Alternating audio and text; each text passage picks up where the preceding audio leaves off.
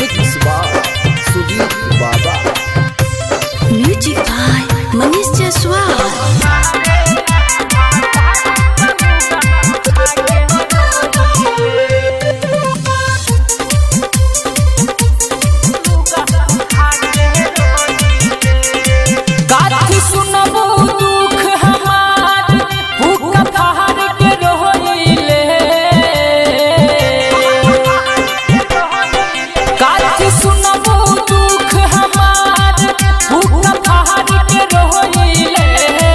जब महरेला भातार तसाया उठा के रोइले, जब महरेला भातार तसाया उठा के रोइले।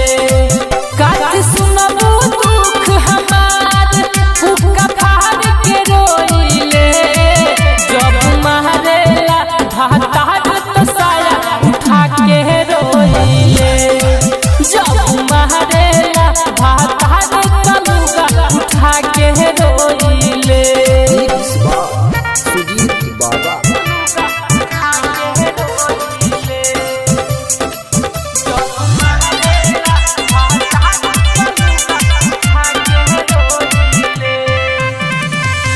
मीठी मीठी बात में धराई देला हाथ में, कबो कबो खुशी कबो गम देला रात में। चुमे झड़ झड़ आँखी से लोर गोर झाड़ के रोइले, जब महरेला भातार तसाया उठा के रोइले, जब महरेला भातार तलुगा उठा के रोइले।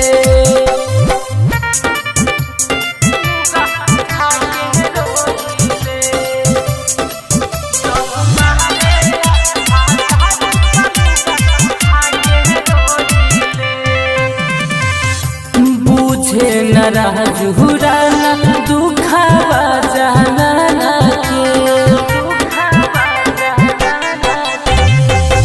धइले बसंत जब से पड़ती पूदी बहना के। बतिया जाने श्याम कतना ई खंघार के रोइले, जब महरेला भातार तसाया उठा के रोइले, जब महरेला भातार तलुगा उठा के रोइले। Jagdamba recording studio Motipur.